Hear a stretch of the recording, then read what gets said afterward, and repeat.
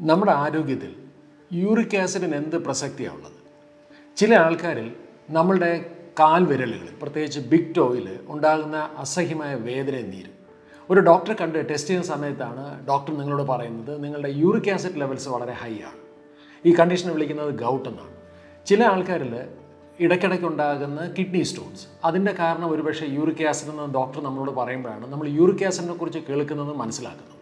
പക്ഷേ നമ്മൾ ഇതുവരെ അറിയപ്പെടാത്ത രീതിയിൽ അല്ലെങ്കിൽ അവഗണിക്കപ്പെട്ട രീതിയിൽ അല്ലെങ്കിൽ ഇനി വരുന്ന കാലങ്ങളിൽ പ്രസക്തമായിട്ട് യൂറിക് ആസിഡിനെ സംബന്ധിച്ച ചില ആരോഗ്യ വിവരങ്ങളാണ് ഞാനിപ്പോൾ നിങ്ങളോട് ഷെയർ ചെയ്യാൻ പോകുന്നത്.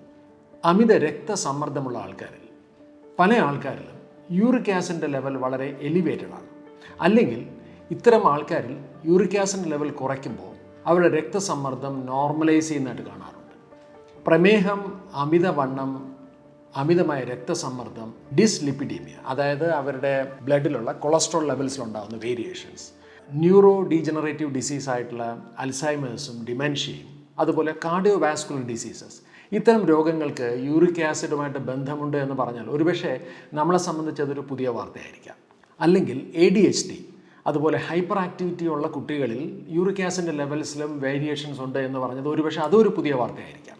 ഞാൻ കുറച്ച് കണക്കുകൾ നിങ്ങളോട് പറയാം. ഏകദേശം 90,000 ആൾക്കാർ, 90,000 ആൾക്കാരിൽ നടത്തിയ ഒരു 8 വർഷത്തെ പഠനത്തിൻ്റെ ചില റിസൾട്ടുകൾ വളരെ പ്രസക്തമായ ഒന്നാണ്. അതിലൊന്ന് 38% ആൾക്കാരിൽ increased rate of cardiovascular death, 38% ആൾക്കാരിൽ elevated levels of uric acid ഉണ്ട്. അതുപോലെ തന്നെ 16% increase in death rate due to all cause mortality. അതുപോലെ തന്നെ 35% ആൾക്കാരിൽ സ്ട്രോക്ക് മൂലമുള്ള ഡെത്തിലും യൂറിക് ആസിഡിൻ്റെ പ്രസൻസ് ഉണ്ട്. എന്ന് പറഞ്ഞാൽ ഇതുവരെ നമ്മൾ വെറും ഒരു ഗൗട്ടോ അല്ലെങ്കിൽ കിഡ്നി സ്റ്റോണോ മാത്രം പ്രാധാന്യം കൽപ്പിച്ചിരുന്ന വെറും ഒരു ഇന്നസെൻ്റ് ആയിട്ടുള്ള യൂറിക് ആസിഡിന് വളരെയധികം മനുഷ്യൻ്റെ ആരോഗ്യത്തിൽ, പ്രത്യേകിച്ച് മെറ്റബോളിക് ഡിസ്ഫങ്ഷൻസിലും അതുപോലെ തന്നെ ബ്രെയിൻ റിലേറ്റഡ് ഡിസ്ഫങ്ഷൻസിലും വളരെയധികം പ്രസക്തി ഉണ്ട് എന്നുള്ളതാണ് ഈ പഠനങ്ങൾ വ്യക്തമാക്കുന്നത്.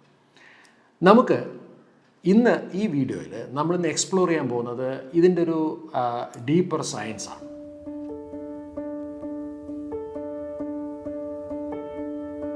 എന്താണ് ഈ യൂറിക് ആസിഡ്? യൂറിക് ആസിഡ് നമ്മുടെ ശരീരത്തിൽ തന്നെ ഉണ്ടാകുന്ന ഒരു ബ്രേക്ക് ഡൗൺ എൻ പ്രോഡക്റ്റാണ്, ഒരു മെറ്റബോളൈറ്റാണ്. നമ്മൾ കേട്ടിട്ടുണ്ട് കോശങ്ങൾക്കകത്തിരിക്കുന്ന ജനിതക മെറ്റീരിയൽസ് ആയിട്ടുള്ള DNA, RNA, ഇതിനെ വിളിക്കുന്നത് പ്യൂരിൻസ് എന്നാണ്. ഇപ്പോൾ ജനിതക മെറ്റീരിയൽസിൽ പ്യൂരിൻസ് ബ്രേക്ക് ഡൗൺ ഉണ്ടാകുമ്പോൾ നമ്മുടെ ശരീരത്തിൽ തന്നെ ഉണ്ടാകുന്ന ഒരു മെറ്റബോളിക് എൻ പ്രോഡക്റ്റാണ് യൂറിക് ആസിഡ്. നമ്മുടെ ശരീരത്തിൽ ഓരോ ദിവസവും ലക്ഷക്കണക്കിന് കോശങ്ങൾ നശിക്കുന്നുണ്ട്. ഈ നശിക്കുന്ന കോശങ്ങളുടെ genetic material DNA, RNA break down ചെയ്യുന്ന സമയത്ത് യൂറിക് ആസിഡ് ഉണ്ടാവാം. ഇതിനെ വിളിക്കുന്നത് ബോഡി പ്യൂരിൻസ് എന്നാണ്. ശരീരത്തിൽ തന്നെ ഉണ്ടാകുന്ന പ്യൂരിൻസാണ്.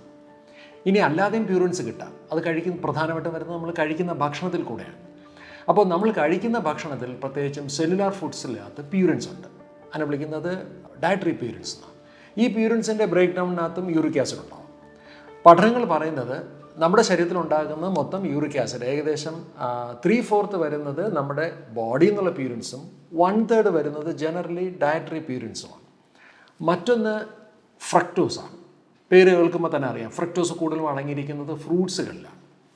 ഈ ഫ്രൂട്ട്സിൽ അടങ്ങുന്ന ഫ്രക്ടോസ് ബ്രേക്ക് ഡൗൺ ഉണ്ടാകുന്ന സമയത്തും അതിൻ്റെ എൻ പ്രോഡക്റ്റായിട്ട് വരുന്ന ഒന്നാണ് യൂറിക് ആസിഡ്. നോർമലി നമ്മുടെ ശരീരത്തിൽ യൂറിക് ആസിഡിന് ഒരു എക്സ്പെക്റ്റഡ് ലെവൽസ് ഉണ്ട്. ഇന്നത്തെ സ്റ്റാൻഡേർഡ്സ് നമ്മൾ കൂടുതലും പറയുന്നത് പുരുഷന്മാരിൽ 7.2 mg/dL, സ്ത്രീകളിൽ 6 mg/dL. നമ്മളുടെ യൂറിക് ആസിഡ് ലെവൽസ് ഈ നേരത്തെ പറഞ്ഞ അളവിന് മുകളിലോട്ട് കൂടുന്ന സമയങ്ങളിൽ അതിനെ വിളിക്കുന്ന കണ്ടീഷൻ വിളിക്കുന്ന പേരാണ് ഹൈപ്പർ യൂറിസീമിയ. ഞാൻ നേരത്തെ പറഞ്ഞ high level of uric acid നമ്മുടെ ജോയിൻസിൽ ക്രിസ്റ്റലൈസ് ചെയ്തുണ്ടാകുന്ന ഒരു കണ്ടീഷനാണ് ഗൗട്ട് എന്ന് പറയുന്നത്. അത് വളരെ പെയിൻഫുള്ളാണ്, ഇൻറ്റൻസ് പെയിനാണ് ഉണ്ടാവാറ്. അപ്പോഴാണ് പലപ്പോഴും ട്രീറ്റ്മെൻറ്റ് നമുക്ക് ആവശ്യമായിട്ട് വരിക. അല്ലെങ്കിൽ യൂറേറ്റ് ക്രിസ്റ്റൽസ് ആയിട്ട് കിഡ്നി സ്റ്റോൺസ് ആയിട്ട് മാറാം. നമ്മുടെ ശരീരത്തിൽ വഴിതെറ്റി വന്ന് കയറിയത് ഒന്നാണോ യൂറിക് ആസിഡ്? ഇതൊന്ന് മനസ്സിലാക്കണമെങ്കിൽ കുറച്ച് evolutionary history of uric acid ഒന്ന് അന്വേഷിക്കേണ്ടതായിട്ട് വരും. ഹ്യൂമൻ ബീയിങ്സിൻ്റെ ബ്ലഡിൽ മറ്റ് മാമൽസുമായിട്ട് കമ്പയർ ചെയ്ത് നോക്കിക്കഴിഞ്ഞാൽ ഓൾമോസ്റ്റ് 5 ഇരട്ടിയോളം യൂറിക് ആസിഡ് ഉണ്ട്. ഇതിൻ്റെ പ്രധാനപ്പെട്ട ചില കാരണങ്ങളുണ്ട്. യൂറിക് ആസിഡിനെ വേണമെങ്കിൽ ഫർദർ വീണ്ടും ബ്രേക്ക് ഡൗൺ ചെയ്യാം, വളരെ ലളിതമായിട്ടുള്ള ബ്രേക്ക് ഡൗൺ ആക്കിയിട്ട് നമ്മുടെ ശരീരത്തിൽ നിന്ന് മാറ്റാവുന്നതേ ഉള്ളൂ. പക്ഷേ യൂറിക് ആസിഡായിട്ട് തന്നെ ശരീരത്തിൽ റീറ്റെയിൻ ചെയ്യാൻ പ്രധാനപ്പെട്ട കാരണം ഇത് ബ്രേക്ക് ഡൗൺ ചെയ്യാൻ ആവശ്യമായിട്ടുള്ളൊരു എൻസൈമുണ്ട്. യൂറിക്കേസ് എന്ന് പറഞ്ഞൊരു enzyme we are seriously missing in our blood. Uricase enzyme നമ്മുടെ ശരീരത്തിലില്ല. അതിൻ്റെ പ്രധാനപ്പെട്ട കാരണം ഒരു ജനറ്റിക് മ്യൂട്ടേഷൻ വഴി നമ്മുടെ ശരീരത്തിൽ യൂറിക്കേസ് അപ്രത്യക്ഷമായി. ഇതിൻ്റെ കാരണം പരിശോധിച്ചാൽ വളരെ രസകരമാണ്. കോടാനുകൂടി വർഷങ്ങൾക്ക് മുമ്പ് മനുഷ്യൻ ഫേസ് ചെയ്തുകൊണ്ടിരുന്ന ഏറ്റവും പ്രധാനപ്പെട്ട വെല്ലുവിളികളിലൊന്ന് സ്കാസിറ്റിയാണ്, അതായത് ദൗർലഭ്യം, മനുഷ്യന് ആവശ്യമായിട്ടുള്ള ഭക്ഷണം കിട്ടാതെ വരിക. So he had problems of calorie, he had problems with food. അപ്പം നമ്മുടെ ശരീരത്തിന് ആവശ്യമായിട്ടുള്ള ഭക്ഷണവും കാലറിയും കിട്ടാതെ വരുന്ന സമയത്ത് ശരീരം ഉണ്ടാക്കുന്ന അല്ലെങ്കിൽ ഉണ്ടാക്കേണ്ടി വരുന്ന ഒരു മെറ്റബോളൈറ്റ് യൂറിക് ആസിഡ് കണ്ടെത്തി. കാരണം ശരീരം യൂറിക് ആസിഡ് ഉണ്ടാകുകയാണെങ്കിൽ നമ്മുടെ ശരീരത്തിന് അത് ഒരു സിഗ്നലിംഗ് സിസ്റ്റമായിട്ട് വർക്ക് ചെയ്യുന്നു. Uric acid will slow down the metabolism. നമ്മുടെ ശരീരത്തിൻ്റെ മെറ്റബോളിസത്തിനെ സ്ലോ ഡൗൺ ചെയ്യുന്നു. അതുകൊണ്ട് it promotes fat production and it promotes fat storage. അപ്പോൾ ശരീരത്തിന് കുറച്ച് ഊർജ്ജത്തിന് റിസർവ് ചെയ്യാനും കൊഴുപ്പുണ്ടാക്കാനും കൊഴുപ്പ് സംരക്ഷിച്ചു വെക്കാനും വേണമെങ്കിൽ ഇനി വരാൻ പോകുന്ന ആ സ്കേസിറ്റി പീരീഡിനെ ഓവർകം ചെയ്യാൻ ആവശ്യമായിട്ടൊരു സ്റ്റോറേജ് ആയിട്ട് ഒരു റിസർവായിട്ട് ഈ ഫാറ്റിനെ ഉപയോഗിക്കാമായിരുന്നു. ഞാൻ നേരത്തെ പറഞ്ഞ വേൾഡ് റിനൗണ്ട് ആയിട്ടുള്ള ഫിസിഷ്യൻ ഡോക്ടർ റിച്ചാർഡ് ജോൺസൺ എഴുതിയ ബുക്കിൻ്റെ പേര് വളരെ രസകരമാണ്. Nature wants you to be fat എന്നാണ്. അതിൻ്റെ പ്രധാനപ്പെട്ട കാരണങ്ങളൊന്നും ഇതാണ്.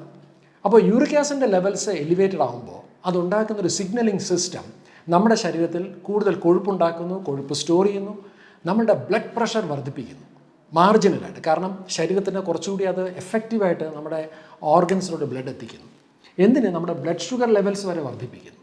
അപ്പോൾ അങ്ങനെ നോക്കിയാൽ ഇത് നമ്മുടെ ശരീരത്തിന് പ്രിപ്പയർ ചെയ്യാൻ വേണ്ടിയിട്ടുള്ളൊരു വളരെ നെസസിറ്റി ആയിരുന്നു യൂറിക് ആസിഡ്. ഇപ്പോൾ പക്ഷേ ഇന്ന് എന്താ സംഭവിച്ചത്? നമ്മളിന്ന് ജീവിക്കുന്നത് നമ്മൾ പോലും അറിയാതെ ഒരു ഫ്രക്ടോസ് അബൻഡൻസ് ആയിട്ടുള്ളൊരു എൻവയറമെൻറ്റിലാണ്. അപ്പോൾ അങ്ങനെ നോക്കിയാൽ ഇന്ന് ആ ഒരു അഡ്വാൻറ്റേജ് ഇന്നൊരു എവല്യൂഷണറി മിസ്മാച്ച് ആയിട്ട് മാറിക്കഴിഞ്ഞു. ഞാൻ നേരത്തെ പറഞ്ഞ പോലെ high level of uric acid അത് ഒരു മെറ്റബോളിക് ഡിസ്ഫങ്ഷനിലൂടെ നമ്മളെ കൊണ്ടെത്തിക്കുന്നു. കാരണം അനാവശ്യമായി കൊഴുപ്പുകൾ സ്റ്റോർ ചെയ്യുന്നു. നമുക്ക് അത് അനാവശ്യമായിട്ടുള്ളൊരു ഇൻഫ്ലമേഷൻ നമ്മുടെ ശരീരത്തിൽ ഉണ്ടാക്കുന്നു. എന്തിന്? നമുക്ക് അത് ഇൻസുലിൻ റെസിസ്റ്റൻസ് ഉണ്ടാക്കുന്നു. അതോടൊപ്പം തന്നെ ഈ high level of uric acid oxidative സ്ട്രെസ്സും ഉണ്ടാക്കുന്നു. ഇവിടെയാണ് നമ്മൾക്ക് ഒരു കാലത്ത് നമ്മുടെ ഏറ്റവും വലിയ അഡ്വാൻറ്റേജ് ആയിട്ടുള്ള യൂറിക് ആസിഡ് ഇന്ന് നമ്മളുടെ ഒരു ശത്രുവായി മാറിക്കൊണ്ടിരിക്കുന്നു എന്നൊരു സംശയം വന്നത്. പോപ്പുലേഷനിൽ നമ്മളുടെ രക്തത്തിലെ ശരാശരി യൂറിക് ആസിഡ് സ്റ്റഡീസ് നോക്കിയാൽ ശരാശരി 3 to 4 milligram per decilitral കിടന്ന യൂറിക് ആസിഡ് കഴിഞ്ഞൊരു 100 വർഷം കൊണ്ട് ഇന്ന് 6 മുകളിലോട്ടെത്തി.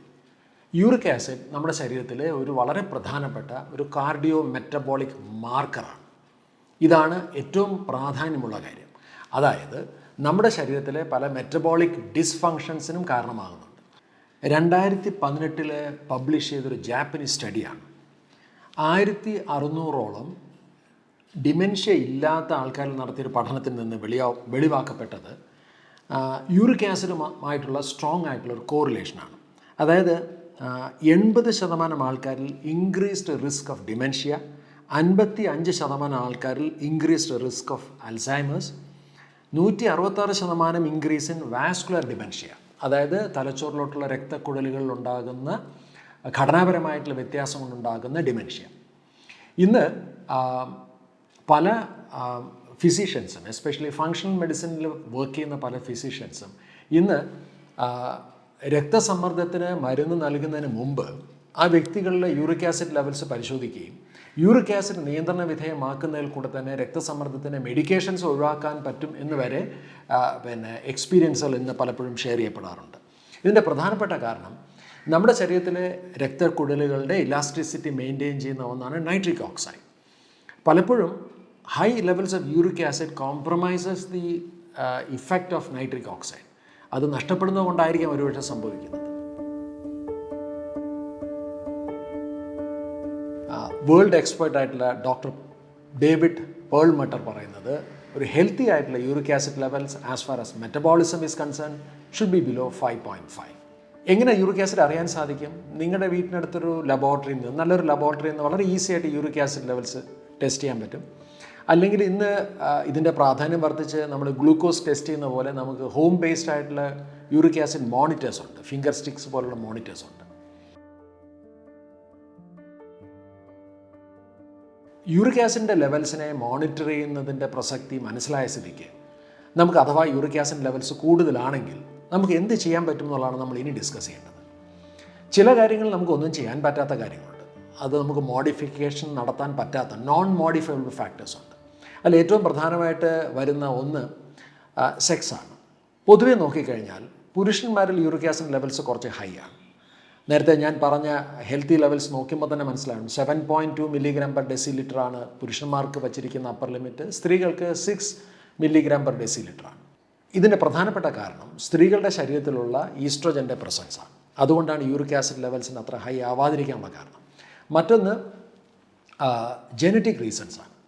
40% ഹൈ യൂറിക് ആസിഡ് ലെവൽസ് ഉള്ള ആൾക്കാരിൽ അതിൻ്റെ പ്രധാനപ്പെട്ട കാരണം ജനിതകമായിട്ടുള്ള കാരണങ്ങളുണ്ട്. മറ്റൊന്ന് ഏജാണ്. പ്രായമാകും തോറും യൂറിക് ആസിഡ് ലെവൽസ് കൂടാനുള്ള സാധ്യതയുണ്ട്. ഇപ്പോൾ സ്ത്രീകളെ സംബന്ധിച്ചാണെങ്കിൽ പോസ്റ്റ് മെനപ്പോസ് കഴിയുമ്പോൾ ആ ഈസ്ട്രോജൻ്റെ ആഡഡ് സപ്പോർട്ട് നഷ്ടപ്പെടുന്നത് കൊണ്ട് തന്നെ അവരിൽ യൂറിക് ആസിഡ് ലെവൽസ് കൂടുന്നതായിട്ട് കണ്ടിട്ടുണ്ട്. അപ്പോൾ ഇതൊന്നും നമുക്ക് കാര്യമായിട്ടൊന്നും ചെയ്യാനില്ലാത്തതാണ്. പക്ഷേ നമുക്ക് ഒത്തിരി കാര്യങ്ങൾ high level of uric acid ഉണ്ടെങ്കിൽ ചെയ്യാൻ സാധിക്കും. അപ്പോൾ എവിടെ നമുക്ക് തുടങ്ങണം? നിങ്ങളുടെ ശരീരത്തിൽ high level of uric acid ഉണ്ടെങ്കിൽ ആദ്യമായിട്ട് കുറയ്ക്കേണ്ട പ്രധാനപ്പെട്ട ഭക്ഷ്യവസ്തു ഫ്രക്ടോസ് അടങ്ങുന്ന ഭക്ഷണങ്ങളാണ്. ഞാൻ നേരത്തെ സംസാരിച്ചു, എന്താണ് ഈ ഫ്രക്ടോസ്? അതൊരു കാർബോഹൈഡ്രേറ്റ് ആണ്, ഒരു മോണോസാക്കറൈഡ് ആണ്.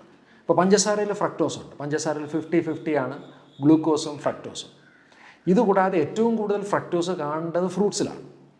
പക്ഷേ നിർഭാഗ്യവശാൽ ഇന്ന് ഈ ഫ്രൂട്ട്സിനേക്കാൾ കൂടുതൽ, ഫ്രൂട്ട്സിൻ്റെ രൂപത്തിലിരിക്കുന്ന ഫ്രക്ടോസിനേക്കാൾ കൂടുതൽ നമുക്ക് പലപ്പോഴും അറിയാത്ത മറ്റു പല ഫോർമാറ്റിലാണ്. നിങ്ങൾ കേട്ടിട്ടുണ്ടാവും ഒരുപക്ഷെ ഫ്രക്ടോസ് സിറപ്പുകൾ, ഹൈ ഫ്രക്ടോസ് കോൺ സിറപ്പ് വളരെ പ്രധാനപ്പെട്ട ഒരു സോഴ്സ് ഓഫ് ഫ്രക്ടോസ് ആണ്. നമുക്ക് പലർക്കും അറിയില്ല ഇത് നമ്മുടെ ഭക്ഷണത്തിലുണ്ടെന്നുള്ളത്. ഈ 1950കളിൽ ഈ പൊളിറ്റിക്കലായിട്ടുള്ള കുറേ ചേഞ്ചസ് ഉണ്ടായി. ക്യൂബയായിരുന്നു ലോകത്ത് ഏറ്റവും കൂടുതൽ പഞ്ചസാര ഉൽപ്പാദിപ്പിച്ചുകൊണ്ടിരുന്നത്. ഒരുപക്ഷെ ഉണ്ടായിട്ടുള്ള ഒരുപാട് രാഷ്ട്രീയ മാറ്റങ്ങൾ അടിസ്ഥാനമാക്കി അമേരിക്കയിൽ ഈ ഷുഗർ ലഭ്യത ഫ്രം ക്യൂബ കുറഞ്ഞു. അപ്പോൾ ഇതിനെ കൗണ്ടർ ചെയ്യാനായിട്ട് അമേരിക്കയിൽ നടന്ന ഏറ്റവും പ്രധാനപ്പെട്ട ഒന്ന് പഞ്ചസാരയ്ക്ക് പകരം വെക്കാൻ പറ്റുന്ന മറ്റൊന്നിനെ കണ്ടെത്തുക എന്നുള്ളതായിരുന്നു. അതിൽ ഏറ്റവും കൂടുതൽ റിസർച്ച് നടന്നതും ഏറ്റവും കൂടുതൽ പ്രൊഡക്ഷൻ നടന്നതും ഹൈ ഫ്രക്ടോസ് കോൺ സിറപ്പ് എന്നുള്ളതാണ്. കോണിൽ നിന്നാണ് ഉൽപ്പാദിപ്പിച്ചത്. അപ്പോൾ അതിന് കോണിനെ സപ്പോർട്ട് ചെയ്യാൻ വേണ്ടി ഒരുപാട് പിന്നെ രാഷ്ട്രീയപരമായിട്ടുള്ള സാമ്പത്തികപരമായിട്ടുള്ള മാറ്റങ്ങൾ US നടക്കുകയുണ്ടായി. ഈ ഹൈ ഫ്രക്ടോസ് കോൺ സിറപ്പ് വളരെ സ്വീറ്റാണ്. In fact it is more sweeter than sugar. ഇത് വളരെ വ്യാപകമായിട്ട് ഭക്ഷ്യവസ്തുക്കൾ ഉപയോഗിക്കാൻ തുടങ്ങി. ഒരുപക്ഷെ നമ്മൾ ഉപയോഗിക്കുന്ന പല സാധനങ്ങളും അതിൻ്റെ ലേബൽ എടുത്ത് നോക്കിയാൽ ഇന്ന് അതിൻ്റെ പേര് മാറ്റം പോലും സംഭവിച്ചിട്ടുണ്ട്. ഹൈ ഫ്രക്ടോസ് കോൺ സിറപ്പുണ്ട്. നമ്മളുടെ സൂപ്പർ മാർക്കറ്റുകളിൽ പോയി വാങ്ങുന്ന ഭക്ഷ്യ ഉൽപ്പന്നങ്ങളിൽ, പ്രത്യേകിച്ച് പാക്ഡ് ഫുഡുകളിൽ 70% ഭക്ഷ്യ ഉൽപ്പന്നങ്ങളിലും ഹൈ ഫ്രക്ടോസ് കോൺ സിറപ്പുണ്ട്. നിങ്ങൾ ഉപയോഗിക്കുന്ന കേക്കുകളിൽ, പേസ്ട്രികളിൽ, എന്തിന് കെച്ചപ്പുകളിൽ പോലും ഫ്രക്ടോസ് ഉണ്ട്. ഈ ഫ്രക്ടോസ് അബൻഡൻസ് ആണ് നമ്മളിന്ന് ഫേസ് ചെയ്യുന്ന ഏറ്റവും പ്രധാനപ്പെട്ട വെല്ലുവിളി യൂറിക് ആസിഡിനെ സംബന്ധിച്ച്. നമ്മുടെ ശരീരത്തിൽ ഈ അമിതമായി ഫ്രക്ടോസ് എത്തുമ്പോൾ നമ്മുടെ സ്മോൾ ഇൻറ്റെസ്റ്റൈൻ ശരിക്കും പറഞ്ഞാൽ പരിഭ്രമിച്ചു പോകും. കാരണം ഇത്രയും ഫ്രക്ടോസിനെ എങ്ങനെയാണ് കൈകാര്യം ചെയ്യുന്നത്? And the small intestine sends this fructose to liver. കരളിലോട്ട് അയക്കുന്നു. കരൾ അതിനെ മെറ്റബോളിസം നടത്തുന്നു. അവിടെ ഉണ്ടാകുന്ന ഒന്നാണ് യൂറിക് ആസിഡ്. നമ്മളുടെ കരളിന് ഒരു സമയത്ത് ഒരു 5 ഗ്രാമിൽ കൂടുതൽ ഫ്രക്ടോസിനെ കൈകാര്യം ചെയ്യാനുള്ള കപ്പാസിറ്റി ഇല്ല. നമ്മളറിയാതെ നമ്മളുടെ ഭക്ഷണങ്ങളിലും നമ്മളുടെ തീന്മേശകളിലും എത്തിച്ചേരുന്ന ഫ്രക്ടോസ് എന്താണെന്ന് കണ്ടുപിടിക്കുക എന്നുള്ളതാണ് പ്രധാനപ്പെട്ട കാര്യം. ലേബൽ വായിക്കേണ്ടത് ആവശ്യമാണ്. ലേബൽ വായിച്ചാൽ പോലും ഇന്ന് അതിൻ്റെ പുതിയ ഫോർമാറ്റുകൾ പോലും ഇന്ന് മാർക്കറ്റിൽ വരുന്നുണ്ട്. ഇനി രണ്ടാമത്തെ പ്രധാനപ്പെട്ടതൊന്ന് പ്യൂരിൻസ് അടങ്ങുന്ന ഫുഡുകൾ കുറയ്ക്കുക എന്നുള്ളതാണ്. പ്രധാനമായിട്ടും വരുന്നത് സെല്ലുലാർ ഫുഡാണ്. ഏറ്റവും പ്രധാനമായിട്ട് സെല്ലുലാർ ഫുഡ് നമ്മളുടെ ഭക്ഷണത്തിൽ വരുന്നത് മീറ്റാണ്, പ്രത്യേകിച്ചും ഓർഗൻ മീറ്റ്. കരള് അതുപോലെ തന്നെ കിഡ്നിയൊക്കെ പലരും ഭക്ഷണത്തിൽ വളരെ ഫേവറേറ്റാണ്. റെഡ് മീറ്റും നല്ലൊരു സോഴ്സ് ഓഫ് പ്യൂരിനാണ്. അതുപോലെ ചില പോപ്പുലറായിട്ടുള്ള ഫിഷ്, മത്തി, നെത്തോലി, കൊഴുവ, ഇതൊക്കെ, അതുപോലെ തന്നെ ഷെൽ ഫിഷസ്, ഇതൊക്കെ പ്യൂരിൻ റിച്ചാണ്. അപ്പോൾ നമ്മുടെ ശരീരത്തിലോട്ട് ഭക്ഷണത്തിൻ്റെ രൂപത്തിലെത്തുന്ന പ്യൂരിൻ്റെ ഫുഡിൻ്റെ ഇൻടേക്ക് നമുക്കൊന്ന് കുറയ്ക്കാൻ സാധിക്കുക എന്നുള്ളത് പ്രധാനപ്പെട്ട രണ്ടാമത്തെ സ്റ്റെപ്പ്. ഇനി പ്യൂരിൻ റിച്ച് ആയിട്ടുള്ള ദ്രാവകങ്ങളുണ്ട്. അതിൽ ഏറ്റവും പ്രധാനമായിട്ട് വരുന്നത് ആൽക്കഹോൾ, ഹാർഡ് ലിക്കറും ബിയറുമാണ്. വൈന് താരതമ്യേന നിരുപദ്രവകാരിയാണ്. ഈ ബിയർ നമുക്കെല്ലാവർക്കും അറിയാം, അതൊരു ഈസ്റ്റിൽ നിന്ന് വരുന്നൊരു പ്രോഡക്റ്റാണ്. അപ്പോൾ അതുകൊണ്ട് തന്നെ it is rich in purines. പല ആൾക്കാരും പറയുന്നൊരു കാര്യം, ബിയർ കുടിക്കുമ്പോൾ വയറ് ചാടാറുണ്ട്, ബിയർ ബെല്ലി എന്നാണ് പറയുന്നത്. പലരും ധരിച്ചു വെച്ചിരിക്കുന്നത് ഈ ബിയറിൽ കൂടെ എത്തുന്ന ആൽക്കഹോൾ അല്ലെങ്കിൽ അതിന് വരുന്ന ഹൈ കാലറി ആണെന്നുള്ളതാണ്. ബിയറിലടങ്ങുന്ന പ്യൂരിൻസ് യൂറിക് ആസിഡിൻ്റെ പ്രൊഡക്ഷൻ കൂട്ടുന്നു. ഈ യൂറിക് ആസിഡാണ് എക്സസ് ആയിട്ടുള്ള ഫാറ്റ് പ്രൊഡക്ഷനും ഫാറ്റ് സ്റ്റോറേജും ഉണ്ടാക്കുന്നത്. എൻ്റെ ഒരു പ്രൊഫഷണൽ എക്സ്പീരിയൻസിൽ ഞാൻ യൂറിക് ആസിഡ് ലെവൽസ് ഹൈ ആയിട്ട് കാണുന്ന മറ്റൊരു പ്രത്യേക കാറ്റഗറിയാണ്. അത് വളരെ ഹെൽത്ത് കോൺഷ്യസ് ആയിട്ടുള്ള ആൾക്കാരാണ്. കൂടുതലും ഇത്തരത്തിലുള്ള ആൾക്കാർ ഞാൻ ശ്രദ്ധിച്ചിട്ടുള്ളത്, അവർ വളരെ പെട്ടെന്ന് ഒരു ഹെൽത്തിലൊരു ട്രാൻസ്ഫോർമേഷൻ ഉണ്ടാക്കാനായിട്ട്, പ്രത്യേകിച്ചും തടി കുറയ്ക്കുക അല്ലെങ്കിൽ കൊളസ്ട്രോൾ നിയന്ത്രണ വിധേയമാക്കുക എന്നുള്ള രീതികളിൽ പലരും ഉപയോഗിക്കുന്ന ഒന്നാണ് കീറ്റോജനിക് ഡയറ്റ്. ഹെൽത്തി ആയിട്ടുള്ള കീറ്റോജനിക് ഡയറ്റ് അല്ല പല ആൾക്കാരും ഫോളോ ചെയ്യുന്നത്. അതുകൊണ്ട് ഞാൻ ഇത്തരത്തിലുള്ള രീതികളെ ഞാൻ വിളിക്കുന്നത് മീറ്റോജനിക് ഡയറ്റ് എന്നാണ്. ഇത്തരത്തിൽ വളരെ റാഡിക്കലായിട്ടുള്ള ഒരു ഹൈ കീറ്റോസിസ് ഉണ്ടാക്കുന്ന ചില ഡയറ്ററി പ്രോഗ്രാമുകൾ നമ്മുടെ ശരീരത്തിൽ കീറ്റോജനിക് എൻ പ്രോഡക്റ്റുകൾ ഉണ്ടാക്കും. Beta hydroxy butyric acid. പലപ്പോഴും രക്തത്തിലുണ്ടാകുന്ന ഇത്തരത്തിലുള്ള ketone bodies, beta hydroxy butyric acid, they compete with uric acid for excretion. പലപ്പോഴും യൂറിക് ആസിഡിനെ കോമ്പൻസേറ്റ് ചെയ്തിട്ട് ഇത്തരത്തിലുള്ള കീറ്റോൺ ബോഡീസ് എക്സ്ക്രീറ്റ് ചെയ്യുകയും രക്തത്തിൽ യൂറിക് ആസിഡ് ലെവൽസ് കൂടുകയും ഉണ്ടാകാറുണ്ട്. അത് അൺഹെൽത്തി ആയിട്ടുള്ള കീറ്റോ ഡയറ്റിലാണ് പലപ്പോഴും ഉണ്ടാക്കുന്നത്. പിന്നെ ചില മെഡിക്കേഷൻസ് യൂറിക് ആസിഡ് ലെവൽസ് കൂട്ടാറുണ്ട്. ഇപ്പോൾ ബ്ലഡ് പ്രഷറിനുള്ള മെഡിക്കേഷൻസ്, ആസ്പിരിൻ പോലുള്ള മെഡിക്കേഷൻസ് യൂറിക് ആസിഡ് കൂട്ടാറുണ്ട്. പിന്നെ മറ്റൊന്ന് വളരെ ഹൈ ഇൻറ്റൻസിറ്റിയിൽ ചെയ്യുന്ന അനേറോബിക് എക്സസൈസസ്, മസിൽ സെൻട്രിക് ആയിട്ടുള്ള എക്സസൈസ്. ഗൗരവമുള്ള വിഷയം അല്ലെങ്കിൽ പോലും ട്രാൻസിയൻ്റ് ആയിട്ട് ചില ആൾക്കാരിൽ high level of uric acid ഉണ്ടാകാറുണ്ട്. കാരണം എക്സസൈസ് ചെയ്യുമ്പോൾ നമുക്കറിയാം നമ്മുടെ മസിൽസിന് ബ്രേക്ക് ഡൗൺ ഉണ്ടാകും. അങ്ങനെയാണല്ലോ പുതിയ മസിൽസ് ഉണ്ടാകുന്നത്. ഈ മസിൽ ബ്രേക്ക് ഡൗൺ ഉണ്ടാകുന്ന പ്യൂരിൻസിൻ്റെ മെറ്റബോളിസം വഴി യൂറിക് ആസിഡ് ലെവൽസ് കൂടാറുണ്ട്. താരതമ്യേന ട്രാൻസിയൻ്റ് ആണ്, കുറച്ച് സമയത്തേക്ക് മാത്രമേ ഉണ്ടാവുള്ളൂ. It get automatically correct. അപ്പോൾ പ്രധാനമായിട്ടും ശ്രദ്ധിക്കേണ്ടത് പ്യൂരിൻസും അതുപോലെ തന്നെ ഫ്രക്ടോസും ഉണ്ടാകുന്ന ഭക്ഷണങ്ങളുടെ അളവ് കുറയ്ക്കുക എന്നുള്ളതാണ്. ഇനി മറ്റൊരു സ്ട്രാറ്റജി, ശരീരത്തിൽ യൂറിക് ആസിഡിൻ്റെ ഉൽപ്പാദനം കുറയ്ക്കാൻ സാധിക്കുന്ന ചില ഭക്ഷണങ്ങൾ കൂടുതൽ ഉൾപ്പെടുത്തുക എന്നുള്ളതാണ്. അതിൽ ഏറ്റവും പ്രധാനമായിട്ട് വരുന്നത് സിട്രസ് ഫ്രൂട്ട്സാണ്. ഇപ്പോൾ ലെമൺ ആയിരിക്കാം, ഓറഞ്ച് ആയിരിക്കാം, മുസംബി ആയിരിക്കാം, അല്ലെങ്കിൽ ചെറി ആയിരിക്കാം. അതുപോലെ തന്നെ cruciferous vegetables, cabbage, cauliflower, broccoli പോലുള്ള സാധനങ്ങൾ. അതുപോലെ റെഡ് ഓണിയൻ. ഇതിലൊക്കെയുള്ള ചില സ്പെസിഫിക് ആയിട്ടുള്ള ചില കണ്ടൻറ്റ് നമ്മുടെ ശരീരത്തിൽ യൂറിക് ആസിഡ് ഉൽപ്പാദിപ്പിക്കാൻ ഹെൽപ്പ് ചെയ്യുന്ന ഒരു വളരെ പവർഫുൾ ആയിട്ടുള്ള ഒരു എൻസൈം ഉണ്ട്, സാന്തീൻ ഓക്സിഡേസ് എന്നുള്ളതാണ്. അതിൻ്റെ പെർഫോമൻസിനെ അത് ബ്ലോക്ക് ചെയ്യും. ഇന്ന് യൂറിക് ആസിഡ് കൂടുമ്പോൾ ഉപയോഗിക്കുന്ന പല മരുന്നുകളും ആക്ച്വലി ചെയ്യുന്നത് ഇതേ ഫങ്ഷൻസ് തന്നെയാണ്. അപ്പോൾ ഇതിൻ്റെ ഇൻടേക്ക് ഒന്ന് കൂട്ടുക എന്നുള്ളതാണ്. അതുപോലെ തന്നെ ചില സ്പെസിഫിക് ആയിട്ടുള്ള ചില ന്യൂട്രീഷണൽ സപ്ലിമെൻറ്റ്സ് ഉണ്ട്. ഫോർ എക്സാമ്പിൾ വൈറ്റമിൻ സി, അതുപോലെ തന്നെ ക്വെർസെറ്റിൻ, അതുപോലെ ല്യൂട്ടിയോലിൻ. ഒരു നല്ലൊരു ന്യൂട്രീഷനിസ്റ്റിൻ്റെ അല്ലെങ്കിൽ ഒരു ഫങ്ഷണൽ മെഡിസിൻ്റെ സപ്പോർട്ടോടുകൂടി ഈ ന്യൂട്രീഷണൽ സപ്ലിമെൻറ്റ്സ് ജുഡീഷ്യസ് ആയിട്ട് നമ്മളുടെ ഡയറ്റിൻ്റെ കൂടെ ഉൾപ്പെടുത്താൻ സാധിക്കുകയാണെങ്കിൽ യൂറിക് ആസിഡിൻ്റെ പ്രൊഡക്ഷൻ നമുക്ക് കുറയ്ക്കാൻ സാധിക്കും. ഒരുപക്ഷെ ഇത്തരം കാര്യങ്ങളൊക്കെ ചെയ്തിട്ടും നിങ്ങളുടെ യൂറിക് ആസിഡ് ലെവൽസ് നിയന്ത്രണ വിധേയമാക്കാൻ സാധിക്കുന്നില്ല എന്നുണ്ടെങ്കിൽ ഡെഫിനറ്റ്ലി ഒരു ഡോക്ടറുടെ അഡ്വൈസോടുകൂടി അതിനുള്ള സ്പെസിഫിക് ആയിട്ടുള്ള മെഡിക്കേഷൻസ് ഉപയോഗിക്കുന്നത് തന്നെയാണ് അഭികാമ്യം. യൂറിക് ആസിഡ് ഇത്രമധികം പ്രാധാന്യമുണ്ടെന്ന് മനസ്സിലാക്കി ഹാർമണി ക്ലിനിക്കിൽ ഞങ്ങൾ ചെയ്യുന്നത്, ഞങ്ങളുടെ അടുത്ത് വരുന്ന ഇത്തരത്തിലുള്ള ക്രോണിക് കോംപ്ലക്സ് ആയിട്ടുള്ള ഡീജനറേറ്റീവ് ഡിസീസുള്ള ആൾക്കാരിലെല്ലാം കോമൺ ആയിട്ട് we track their uric acid levels. അവരുടെ യൂറിക് ആസിഡ് ലെവൽസിനെ നേരത്തെ പറഞ്ഞ ഹെൽത്തി ലെവൽസ് ആയിട്ടുള്ള ഒരു മെറ്റബോളിക് ഹെൽത്തി ലെവൽസ് ആയിട്ടുള്ള 5.5 താഴോട്ട് കൊണ്ടുവരുമ്പോൾ we can see significant difference in their health. അതിപ്പോൾ ഡയബറ്റീസ് ആയിക്കോട്ടെ, ഒബേസിറ്റി ആയിക്കോട്ടെ, അല്ലെങ്കിൽ ഡിസ്ലിപ്പിഡീമിയ ആയിക്കോട്ടെ, അതുപോലെ തന്നെ ഹാർട്ട് റിലേറ്റഡ് ഹെൽത്ത് ആയിക്കോട്ടെ, അവരുടെ ബ്ലഡ് പ്രഷറിലായിക്കോട്ടെ, ഇതിലൊക്കെ തന്നെ ഡിഫറൻസ് കാണാൻ നമുക്ക് കഴിയാറുണ്ട്. അപ്പോൾ യൂറിക് ആസിഡിനെ സംബന്ധിച്ച് we need to think beyond gout and kidney stones. Uric acid വളരെ പ്രധാനപ്പെട്ട നമ്മളുടെ ശരീരത്തിലെ ഒരു മെറ്റബോളിക് ആൻഡ് ഇൻഫ്ലമേറ്ററി മാർക്കറാണ്. Always keep an eye on your uric acid levels.